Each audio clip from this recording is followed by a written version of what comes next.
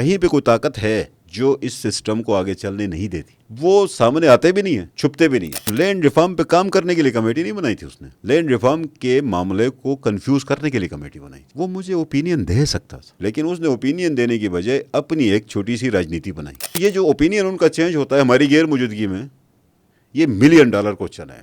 کیوں ہوتا ہے؟ ان کے دل کے اندر کھوٹ ہے, ان کے دل کے اندر کوئی نہ کوئی فالٹ ہے, وہ کوئی بدنیتی ہے. اور یہ میں آن ایئر کہتا ہوں, اگر ہمیں یقین ہو گیا ہے کہ اس کو پاس کرنے میں رکاوٹیں ہیں, تو کسی بھی وقت اسمبلی سے آپ کو خبر آئے گی اسمبلی میں بل پاس ہو گیا, اور یہ انشاءاللہ جون سے پہلے ہوگا. ہم پاس کریں گے اور بائی پاس کر کے پاس کریں گے, اور ان کو سمجھ آئے گی کہ ہم نے کیسے پاس کیا.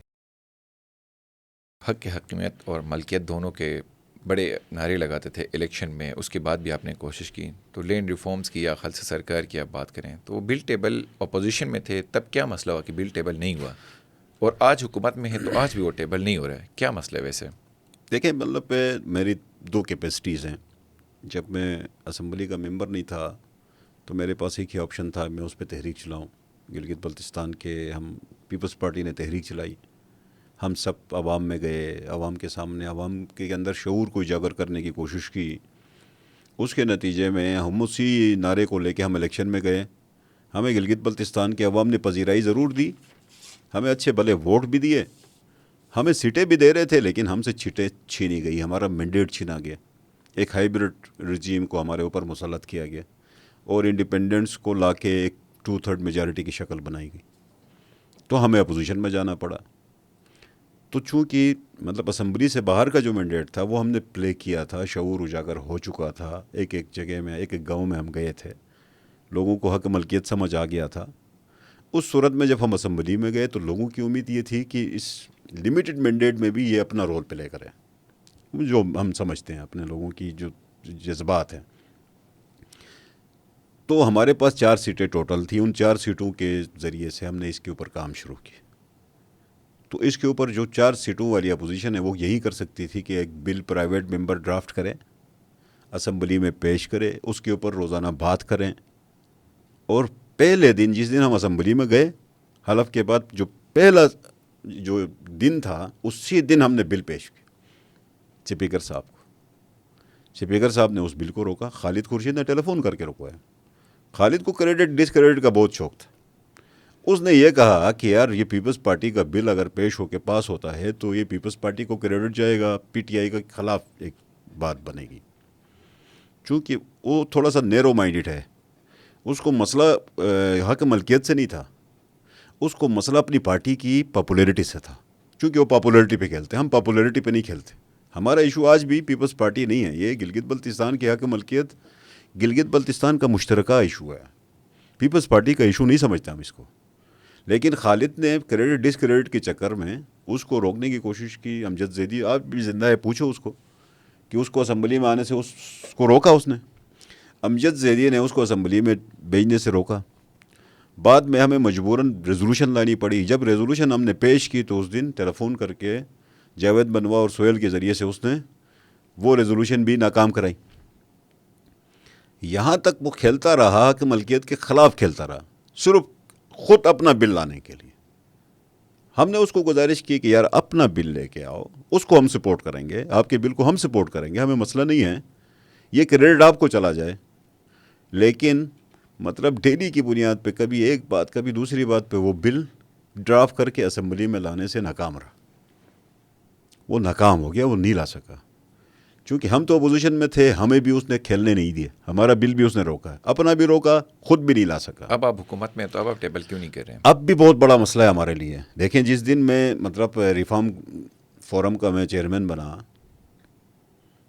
میں نے ابھی مطلب اپنی ذمہ داری بھی قبول نہیں کی تھی. ان دی مین ٹائم چیف سیکرٹری صاحب گلگت بلتستان پوسٹنگ ہو کے آئے. اس نے پہلا کام لینڈ ریفارم کی انتظامی کمیٹی بنائی. اس کو کیا پتا تھا کہ میں لینڈ ریفارم پہ کام کر رہا ہوں؟ پوسٹنگ ہونے کے ساتھ ہی لامالک کسی نے اس کو بتایا تھا کہ آپ نے لینڈ ریفارم پہ کام کرنا ہے. تو لینڈ ریفارم پہ کام کرنے کے لیے کمیٹی نہیں بنائی تھی اس نے, لینڈ ریفارم کے معاملے کو کنفیوز کرنے کے لیے کمیٹی بنائی تھی. اس نے کنفیوژن ڈالنے کے لیے. ہمیں تو سمجھ آتی ہے کہ اس کی کمیٹی کیوں بنی. یا فرض کریں کہ میں مطلب لینڈ مطلب ریفارم کمیشن نوٹیفائڈ ہوں, مطلب گورنمنٹ آف گلگت بلتستان کی طرف سے میں ریفارم کمیشن کا ہیڈ ہوں, اس میں چیف سیکرٹری ممبر ہے. اس کو کوئی ان پٹ دینا ہوتا تو وہ کمیٹی میں آ کے ان پٹ دے دیتا. اس نے ان پٹ دینے کی بجائے اس نے اپنا ایک کمیٹی بنائی. تو اس کی ریفارم کمیٹی بنانا تو ہمیں تو سمجھ آتی ہے کہ آپ نے اپنی کیوں بنائی. مطلب یہ کہ آپ پیرلل کچھ کرنا چاہ رہے ہیں, اس مسئلے کو کنفیوز کرنا چاہ رہے ہیں. بس جیسے تیسے خیر اس نے کہ ہم انا کا ایشو نہیں بناتا. میں خود چلا گیا اس کے پاس, چیف سیکرٹری کے چیف پاس. سیکرٹری کے پاس. حالانکہ چیف سیکرٹری جس دن گلگت پہنچے ہیں وانی صاحب کی پوسٹنگ کے بعد ابراہیم مرزا صاحب, تو انہوں نے اگلا کام ڈی سیز کو بلایا, کمشنرز کو بلایا, وہیں والا کام کیا. ان دنوں ہم لینڈ ریفارم کر رہے تھے, بالکل ہماری میٹنگیں چل رہی تھی. تو وہ آ کے پہلا کام ہی اس نے لینڈ ریفارم کا کیا. تو لامالا اس کو تو نہیں پتا تھا کہ ادھر لینڈ ریفارم ایک ایشو بنا ہوا ہے, اتنے عرصے سے ایشو بنا ہوا ہے. اس کے اوپر مطلب میں نے تحریک چلائی ہے, فرض کریں ہم نے تحریک چلائی ہے, میں مطلب چیئرمین بناؤں تو میں زیادہ سمجھتا ہوں کہ چیف سیکرٹری زیادہ سمجھتا ہے اس چیز کو. تو میں زیادہ سمجھتا ہوں نا, میں اس مسئلے کے اندر ہوں.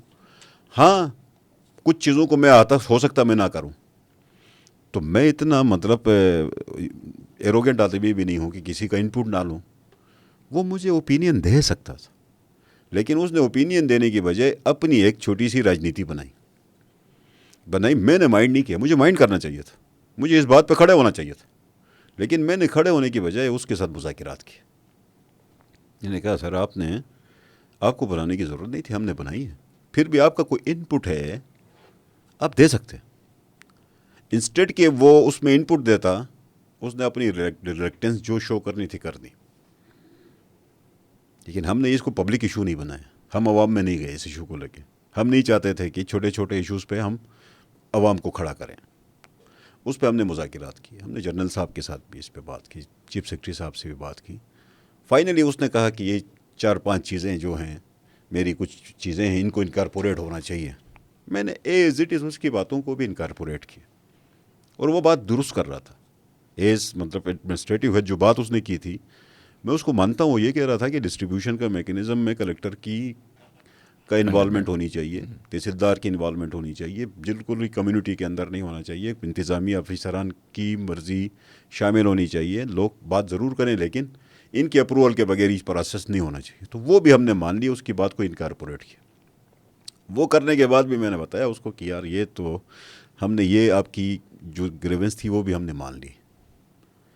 اب وہ بھی ہم نے مان لی.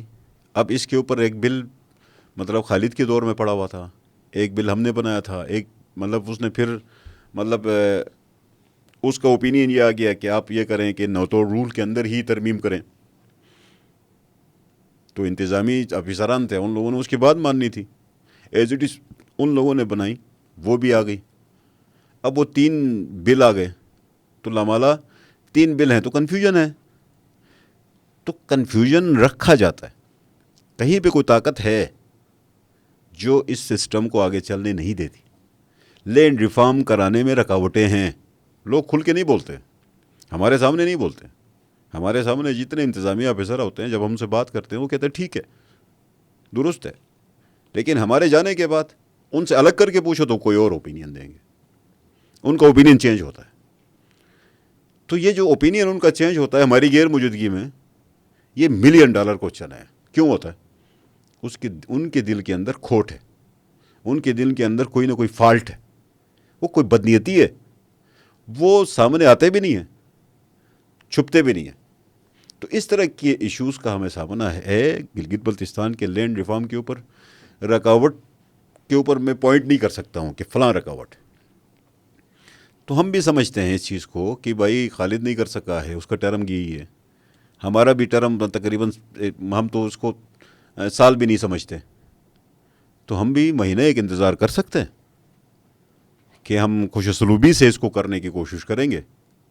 اور یہ میں آن ایئر کہتا ہوں, اگر میں یقین ہو گیا ہے کہ اس کو پاس کرنے میں رکاوٹیں ہیں تو کسی بھی وقت اسمبلی سے آپ کو خبر آئے گی اسمبلی میں بل پاس ہو گیا, اور یہ انشاءاللہ جون سے پہلے ہوگا. اچانک پاس ہوگا اور سب بائی پاس ہوں گے. پھر دیکھیں گے, پھر عوام کو جب پاس کریں گے تو پھر عوام میں بھی جائیں گے سال لے کے. اگر اس کو پاس کر کے عوام میں جائیں گے تو ایک تو کانفلکٹ سی سچویشن نہیں ہوگی. اب ہمارے پاس بغیر ڈیلیبریشن کے اتنا بڑا اگر دیکھیں آپشنز ہمارے پاس, ہم ڈیلیبریشن کے اوپر 3 سال میں, ہم ڈیلیبریشن 4 سال میں, ڈیلیبریشنز. محنت سماجت مذاکرات سارے کر رہے ہیں. کرتے کرتے کرتے آج ہم اس سٹیج پہ پہنچے ہیں کہ اس کی مخالفت بھی واضح نہیں ہے, اس کی حمایت بھی واضح نہیں ہے. اس کو ہونے نہیں دیا جاتا. فرض کریں کہ پچھلے دنوں سیشن چل رہا تھا, اچانک رات کو بل آ گئے کہ ڈاکٹرز کا بل ہے, اس کو صبح اسمبلی میں لے جانا ہے, پاس کرنا ہے. گورنمنٹ کا بل ہے 65 سے 60 سال کا. 65 سے سال کرنا ہے. 65 سے 60 کرنے والا اتنا امپورٹنٹ بل نہیں تھا جتنا حق ملکیت امپورٹنٹ ہے. مجھے سمجھ آتی ہے. روزانہ بل آتے ہیں. فرض کریں کیبنٹ کی لیجسلیٹو کمیٹی ہے, اس کے اندر روزانہ بل ایجنڈا بن کے جاتا ہے. اس ایجنڈے میں حق ملکیت نہیں ہوتا, باقی سب ہوتے, باقی سارے بل ہوتے ہیں. نذیر صاحب کیوں کنڈکٹ نہیں کر پا رہے؟ نذیر صاحب کا سٹیج اس وقت آئے گا جب ہم نے اس وقت بات یہ ہے کہ یہ گورنمنٹ کی کیبنٹ کمیٹی کے پاس ہے, کیبنٹ کے پاس ہے. کیبنٹ سے اگر بل جاتا ہے تو یہ کنسنسس ڈاکومنٹ ہوتا ہے گورنمنٹ کا. اس میں تمام سٹیک ہولڈرز کا انپٹ ہوتا ہے. اس میں کوئی رکاوٹ نہیں ہوتی. ہم یہی چاہتے ہیں کہ اس کے اندر کوئی رکاوٹ کھڑی نہ ہو. تمام stake holders unanimously, even opposition اور گورنمنٹ یونینیمسلی آفیشیل سرکاری بل کے طور پہ اس کو لے کے جائیں اور اسمبلی سے آرام سے پاس کریں. اس میں جس کے جو ریزرویشنز ہیں ان سب کو ہم نے لیا ہے. انتظامیہ کے جتنے ریزرویشنز تھے ہم نے اس کو حصہ بنایا. یہاں تک کہ عوام کے جتنے ریزرویشنز تھے ان کو بھی ہم نے حصہ بنایا. اس کے اندر کوئی کمی کوتاہی نہیں رکھی. اب پھر بھی یہ بل فرض کریں کہ ہم ویٹ کرتے ہیں مئی کے اینڈ تک, اس کے اوپر کوئی پروگریس نہیں ہوتی, کوئی میٹنگ نہیں ہوتی, کیبنٹ سے یہ تھرو نہیں ہوتا, تو پھر ہمیں تو یقین ہو گیا نا کہ یہ تو تھرو نہیں ہوتا. تو اب ہم مطلب وہ کیموفلاج والا بھی نہ کریں. کسی وقت اسمبلی سے ڈائریکٹ پاس کرنے والا کیموفلاج ہوتا ہے. اگر وہ بھی ہم کام نہ کریں تو پھر عوام کو کیا جواب دیں 5 سال کے بعد؟ عوام کو بھی تو کوئی جواب دینا ہے. ہم پاس کریں گے اور بائی پاس کر کے پاس کریں گے, اور ان کو سمجھ آئے گی کہ ہم نے کیسے پاس کیا. جون کے اندر اندر آپ یہ کہنا کہ لینڈ جون سے پہلے پاس ہوگا. جون سے پہلے. پلان بی کیا ہے؟ پاس نہیں ہوتا. میں یہ کہتا ہوں نا کہ پلان اے یہ ہے کہ جون سے پہلے گورنمنٹ کا بل آ جائے, ٹھیک ہے, پاس نہیں ہو آتا جائے ہے فار ایگزامپل طریقے سے, ٹھیک ہے. ٹھیک ہے, نہیں ہوتا ہے تو اچانک اسمبلی سے ڈائریکٹلی پاس ہوگا. اس کے بعد جو سچویشن ہوگی گورنمنٹ کو بائی پاس کر کے اچانک پاس کریں گے.